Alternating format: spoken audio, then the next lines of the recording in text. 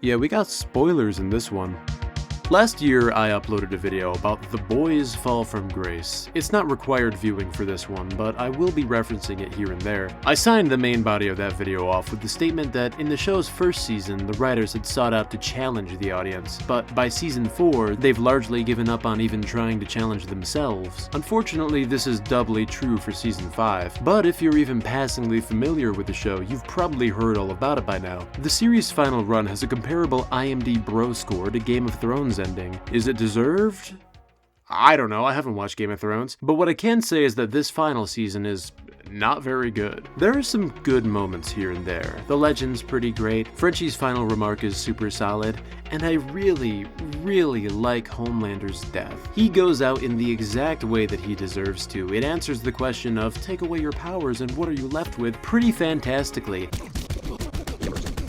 I love this scene in a vacuum, because the process of getting here was less than great. I think just about every major issue with this season has been brought up and argued to the point of exhaustion. Between the squandered budget, glacial pacing, this is what Clara would have wanted, pointless side character shenanigans, and inconsistent power scaling, I'm sure you've heard it all. I want to offer another perspective on why this season falls flat. I've got 2 main points of contention I'll regale you with today, starting with the one constant of the modern internet. I swear the problem is not this show's political leanings. I cannot stress this enough. Have you ever seen the comments of an Instagram reel? Please stay with me, I promise this is going somewhere. You've probably noticed one recurring face. One man. One creature. This is Benjamin's. What the fuck am I doing with my life? This is Benjamin's. His whole thing is replacing popular gifs with himself. People don't like him very much because as far as so-called content creators go, he doesn't create anything. All he does is he puts his OC in the place of popular, recognizable characters and people. There's nothing resembling substance here, no commentary on what these figures might mean to a wider internet culture, no story being told, no unique ideas to latch onto. I cannot extend this bit any further. This is a metaphor for how The Boys does political satire. Homelander takes the place of Donald Trump. That is as deep as it gets. He'll say something stupid or egotistical, and he'll comment on some real cultural battleground, and you're supposed to start pogging. Oh my god, how do they do it? Does Kripke have a crystal ball or something? It's not like there's a playbook that's been out just before the last season dropped. I can't take it seriously because the show doesn't actually say anything beyond the groundbreaking take of 47 is actually a little bit extremely kinda cringe. How very punk rock of you. Normally, I wouldn't even consider this a major issue. I think the new Daredevil season, while having plenty of flaws in its own right, handles its politics much more gracefully. The parallels to real life are there, and they're not exactly subtle, but it's also not trying to be a perfect one-to-one with reality. It prioritizes its themes and character arcs above political commentary, and while it doesn't work for everybody, I'd personally put its conclusion miles above that of The Boys' final outing. I think what really hurts The Boys' legitimacy as satire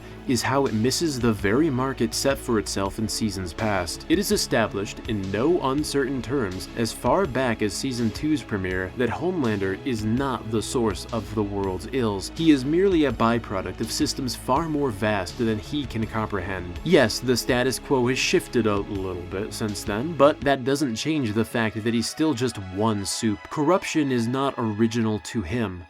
And then he dies and it's all sunshine and rainbows. I guess Stan meant that he was Vought's only bad product. After Homelander's gone, Butcher opts to follow through with the virus plan, saying it's only a matter of time until the next Homelander comes around and Huey doesn't have a comeback. Of all the things to change from the comic, the virus affecting way more than just soup seems really silly to take out. Keeping it that way would have made for a much more compelling argument between the two because as it stands here, Butcher has a point. Okay, obviously I'm not saying every single soup should have to die. There are obviously good soups here and there, but they are by and large the exception to the rule. The boys themselves, even Annie, operate on the assumption that they're all evil until proven otherwise. What did Rockhard even do? They just go to his house and gas him for what? I'm getting off track. My point is, I see Homelander now being the nexus from which all evil is spawned as nothing other than a betrayal of the story set up in the first couple seasons. Saying all it takes to fix the world is to kill exactly one bad guy is the exact kind of power fantasy Daredevil's ending avoids. Okay, it just says in my notes to do a smooth segue to the next part here.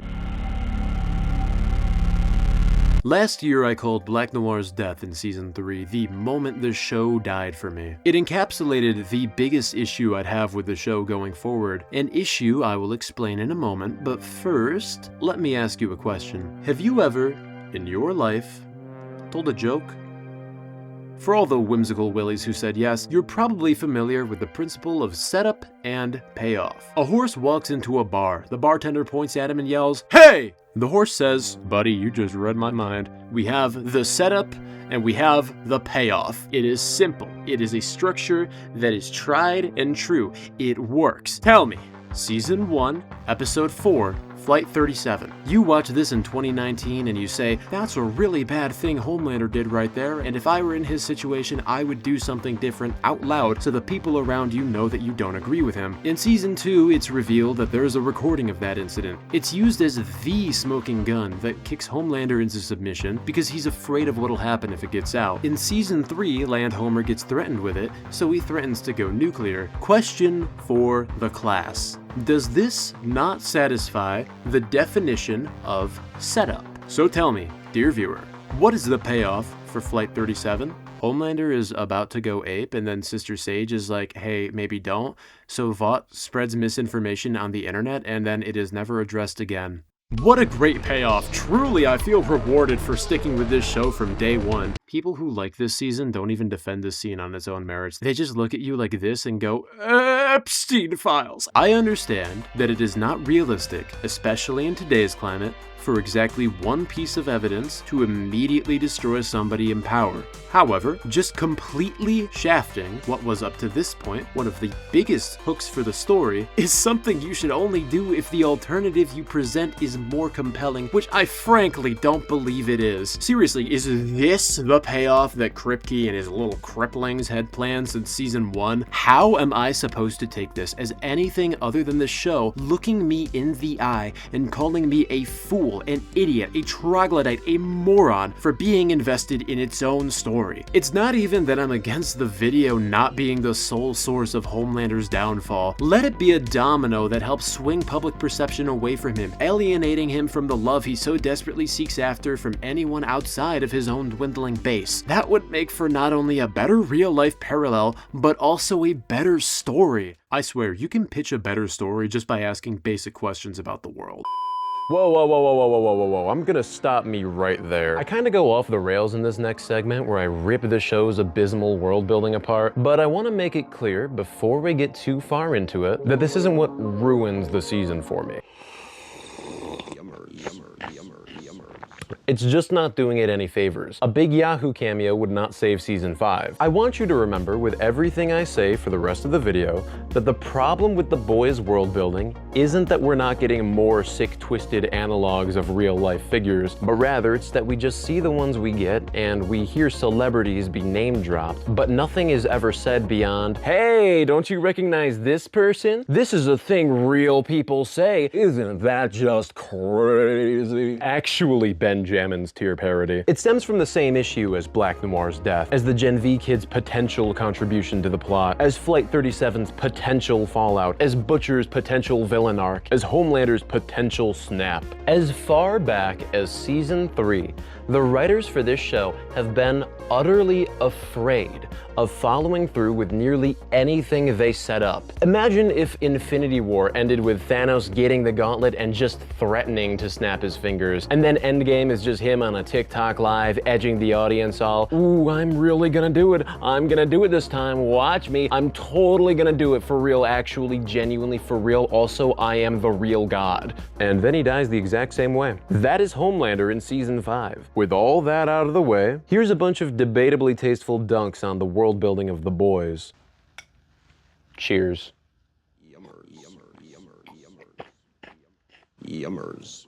I swear, you can pitch a better story just by asking basic questions about the world. Now that I mention it, what is the public's perception of Homelander at this point? We're told America is more divided than ever, but we don't ever see that anywhere except a single protest in the previous season. In Season 5, we don't really see anyone outside of a couple groups of sycophants and exactly one cop who's reluctantly following his orders but actually doesn't support them ideologically. He's one of the good ones. Is this room indicative of all of America? All of the world? What's happening outside of the US? What do the Canadians think about this? The Russians? We've been there. We know they're aware of the boys. We know they're tapped in. What do they think about Homelander killing the president? What does Putin think of Homelander killing the president? What does Xi Jinping think about Homelander killing the president? What does Netanyahu think about Homelander killing the president? The more attached this show tries to be with real life, the more transparently hollow its world becomes. We have this guy who's supposed to be Elon Musk, but we also know the real Elon Musk exists in this universe. He gets name dropped in the last season of Gen V and deep drives a Cybertruck this season. Genuine question.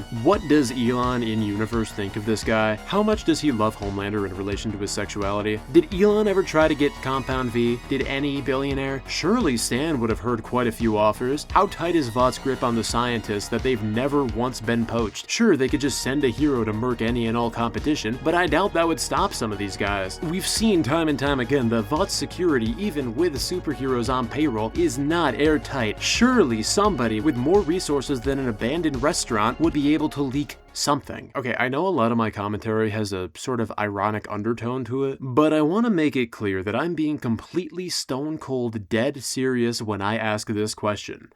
Did Stan ever go to that island? Or anybody from Vought's board of directors? Did Homelander? We know Epstein exists in this universe, and he allegedly died under some very sketchy circumstances. There's just no way he didn't try to worm his way in, unless you want me to believe Vought's deep-seated corruption exists in a vacuum, or that Epstein was a completely different man in this world. Sage sounds awfully confident that he's completely dead and gone. How do you know that for sure, Jessica? Did Vought do the job? Did Black Noir's cousin Blackout show up? Did Tech Knight do it? Did he say, "You were never my bro," while doing it? Because you just know those two were tight. Now that I mention it, is Tech Knight's death also a conspiracy, or does the world actually just buy the official story this time? On the topic of cover-ups, Vought's used the "it was just AI" excuse 3 separate times when video evidence of their crimes has came out, which has been 100% effective, or at least that's what I have to assume, because we've never seen any dissenting takes from the public, which begs the question, why don't they ever generate fake evidence? Surely the multi-billion-dollar corporation who employs both the smartest and most perceptive people in the world would have the skills and resources required to make some hyper-realistic video of Starlight eating a child.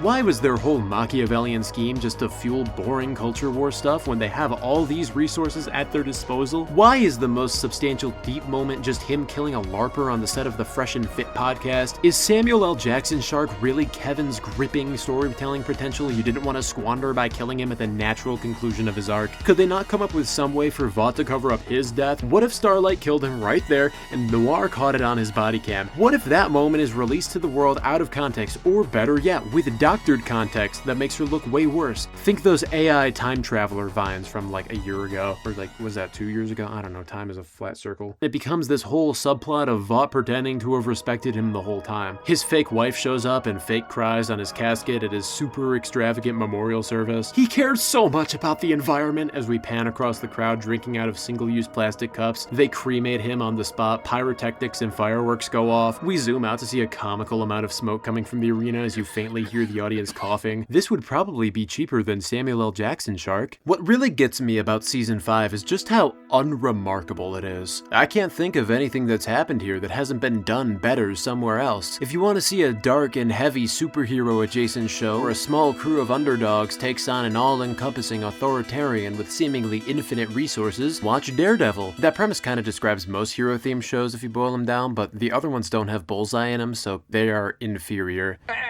Dogs in restaurants are unsanitary. If you want to watch a man beaten down by an unfair system rise up, take down the poster child of the world's corruption, only to become the very thing he sought to destroy and have to be stopped by the protagonist in the end, you can watch Transformers 1. It won't waste 2 days of your time getting there. If you want to see the raw destructive potential Homelander could have had if he'd gone mask off, I highly recommend Invincible. It interrogates so many tropes that we take for granted in superhero media, and it does so completely unashamed of what it is at its core. If you want to see someone with terminal cancer be injected with Compound V in an attempt to save their life, only for their tumor to end up getting superpowers and becoming a tentacled monster with a mind of its own, that's the premise of an episode of The Boys Diabolical, and it is arguably the best episode of this franchise since season 2, except maybe Herogasm. If you want to see an unsubtle parody of that one guy leveraging his cult of hype and personality to place himself at the height of the world with the express goal of replacing God, only to crash and burn in the most humiliating way possible, that exact premise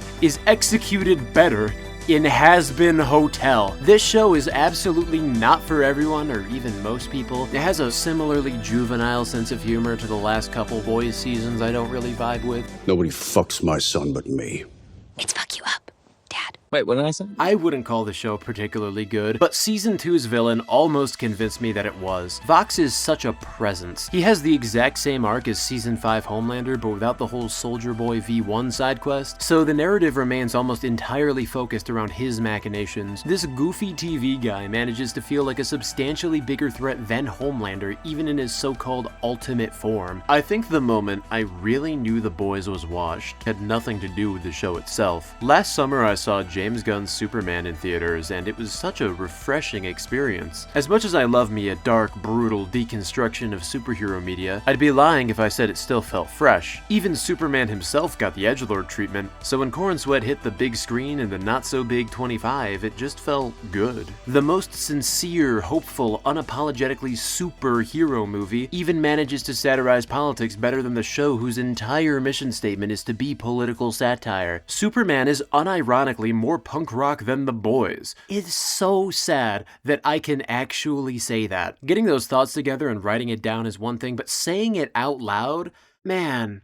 I promise I'm not here just to pile on to the whole Boys Season 5 hate circle jerk. I don't think this is the worst season or finale ever made. Just recently we had Stranger Things Season 5, which I would rate below this, and I'd put both of them a whole order of magnitude above Euphoria's last outing. Dexter's original run had 3 seasons that are worse than this, but none of those fall-offs hurt to see in quite the same way as The Boys. This show came to me at what was probably the perfect time in my life. I was a wacky 15-year-old with a whole lot of problems. I had just reached this point where I wasn't watching R-rated movies purely because it's wild and edgy and I'm not supposed to be doing that. My adult brain was finally starting to come in, and I was ready to really start engaging with more mature stories. The Boys Season 1 was right there, as if it was waiting to reveal itself at the precise moment where I would be fully wowed by it. This show felt like it was made for me. I'd pester both of my friends about it constantly. Season 2 comes around. I have more friends now. We watch it and we have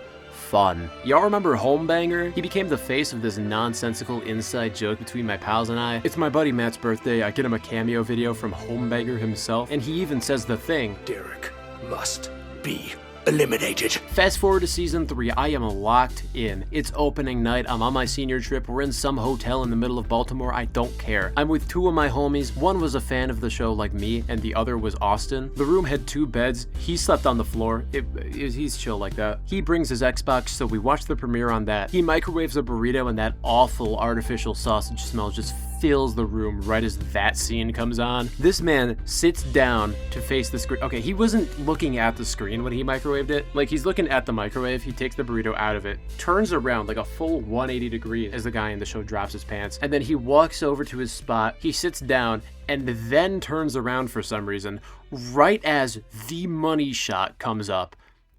The silence that filled this room as we tried to comprehend what we just subjected this poor, clueless, innocent young man to. This experience is a major contributing factor to the creation of my 2 biggest videos. Just 3 weeks later, I graduated high school. I'd gotten dinner with my family right before the ceremony, so instead of going out to a party or getting another dinner, I went straight home. I reheated my sister's leftovers and I watched Herogasm, an experience I can only describe as magical. There would never be another moment like this. My hype for the finale would only grow with the next episode, but, well, you know how that went. I'd held out hope for season 4, but by the end of it, any glimmer of excitement that remained for the show had been thoroughly snuffed out. I watched season 5, and a part of me still had faith that it might be a return to form. A return to the show my friends and I would frantically call each other over to discuss the latest episode. The show where you remember exactly where you were the moment you first saw it. The show that you could point at and say, there is nothing like this anywhere else.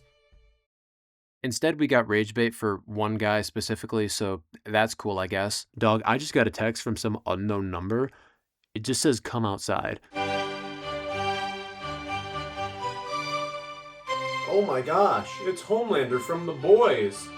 I hope he's not upset that I criticized his show. Hey Jack, it's me, Homelander, from The Boys. I'm very upset that you're criticizing my show. That's unfortunate. Yes, it is. Now I have to take your life. Homelander, I thought we were friends. Yes, we were. But I changed my mind. How dreadful. Cease your wailing, dirt man. Prepare for incineration. No! Oh, please suck your dick, please. Oh, wait a second. I got a question. Yes, what is it?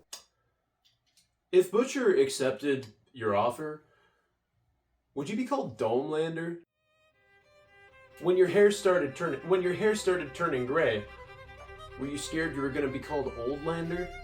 If you started writing short stories that rhyme, would your pen name be Poemlander? Why did you call that book the Homelander Bible? The Tomelander was right there. Homelander, I paid an artist to draw you pregnant. How does this make you feel? Homelander, what if you went into the doctor's office for an x-ray, and then they looked at the computer screen and he said, hey everybody, look around, it's Bonelander. Hold up. What's my favorite browser? I don't know, Firefox? You kind of seem like an Opera GX guy. Chromelander!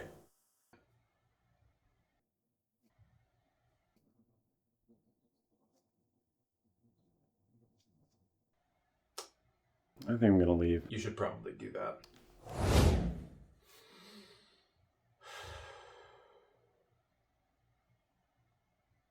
So are you guys gonna watch Vault Rising?